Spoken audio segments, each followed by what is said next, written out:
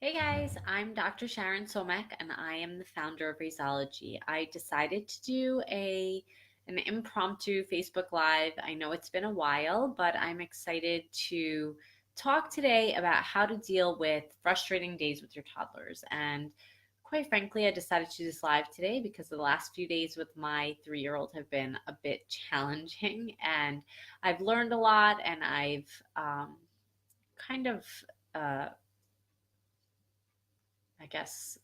reaffirmed things that I already had been doing and knew. And I thought it would be a great reminder to everyone listening or watching, and just a good teaching point. Um, I am sure I'm not alone. I'm sure many of you have been dealing with kind of frustrating days with your toddlers. So feel free to drop an emoji if you empathize. I'd love to hear from you.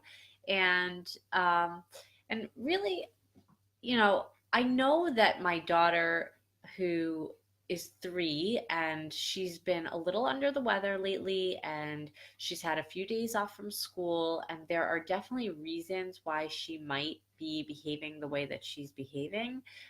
She's probably been bored, and I'm sure she's been tired, but for me personally, I don't really accept those as excuses. I can be a little bit more forgiving and perhaps let a few things slide that I might not have otherwise let slide. But I'm not going to allow her to completely disrespect me just because she's tired or just because she's not feeling great, you know?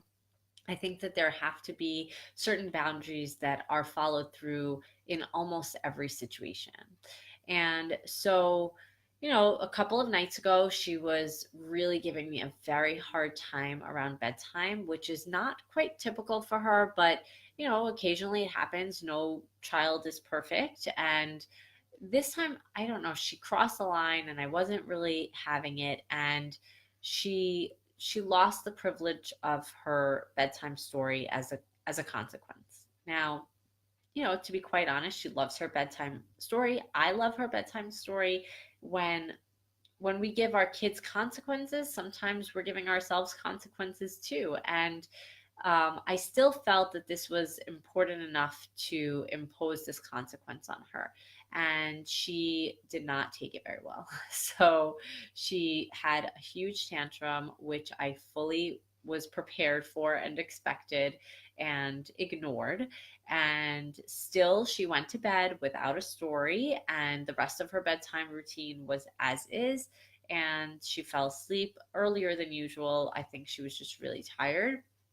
And then, I did explain to her that I felt she wasn't behaving the way I expected her to. She wasn't making good choices, and that I really was confident that she would make better choices the next day.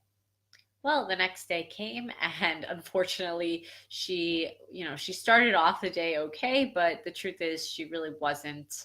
Um, she just wasn't herself still, and she gave me a very hard time leaving a play date. She continued to sort of like misbehave throughout dinner time, and when it came time to bedtime, I again ended up imposing the consequence of no story.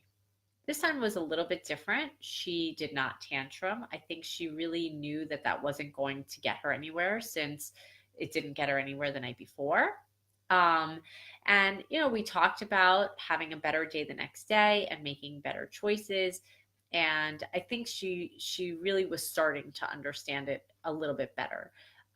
This morning, she woke up and she reminded me of what had happened and told me that she was going to have a better day. And she asked me for a lollipop, which I wasn't going to give her at 7 o'clock in the morning. But I did offer her that if she made good choices throughout the day and we had a good day, that after school I would give her the lollipop. And, I think that it is great to every now and then reward your kids for good behavior. And rewards do not have to be candy, and they don't have to be tangible rewards. Sometimes a great reward is simply telling someone they did a good job, encouraging good behavior, giving a little bit of praise here and there, and encouraging effort to try hard to behave well. All of those things are important and do help you to get more consistent good behavior. So basically, she did actually have a great day, and she did get her lollipop after school. And I figured I would do this Facebook Live to help you hopefully get through these frustrating days yourselves. And my take home for you guys would be, first and foremost, I think it's really important when we're dealing with these frustrating moments and these frustrating days to try to stay calm, because and believe me, I know it's not easy, and I am not always successful at this myself, but I try as best I can to stay as calm as possible. Because when you think about what it looks like to our kids when we are yelling or getting super frustrated, it basically looks to them like we're having the same tantrum that we're trying to prevent them from having. And so the calmer we stay, the easier the transition to better behavior is, and the better we feel about it, quite frankly, when it's all said and done. The other thing I would say is to try really hard to follow through on any consequences that you impose. I would really work hard at not imposing a consequence that you don't think you can follow through on. And I can tell you the stories upon stories about things that, either I've threatened and felt bad about imposing later, but really at the end of the day, once something comes out of my mouth, it has to get done, because I know that staying consistent and following through is really the best thing for my kids. My kids are looking for me to say what I mean, and mean what I say. And it gives them this really important sense of security that when I say something, that's what's going to happen. And I try as often as possible for that to be the case. So that really is like that take home for them is what keeps me going when I hear their tears and see their, hear them crying and see their tears and see how upset they are about getting a consequence and me following through. I remind myself that, you know what, I know this kind of sucks right now, but it is going to be the best thing for them later. So all of that said and done, this age between 2 and 3 or 4 is really, I find, one of the most challenging ages. There's a reason that parents refer to them as, the terrible 2s, or, I don't know if you've heard of like the terrific 3s, but it really is my favorite age group. And I love this age because I think they're so full of life and they're excited to explore every aspect of it. And they're learning new things every day. I would love to hear from you guys what your favorite ages or what your most challenging stages have been. So just leave it in the comments. If you have any questions, I'm happy to answer them. So feel free to leave a question in the comments. I promise to get to all of them at some point. And thank you so much for being here. I do want to mention that the Raisology Parenting course is now available to the public for the first time.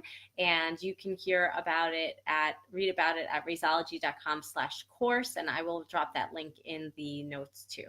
Have a great afternoon, and thanks for listening.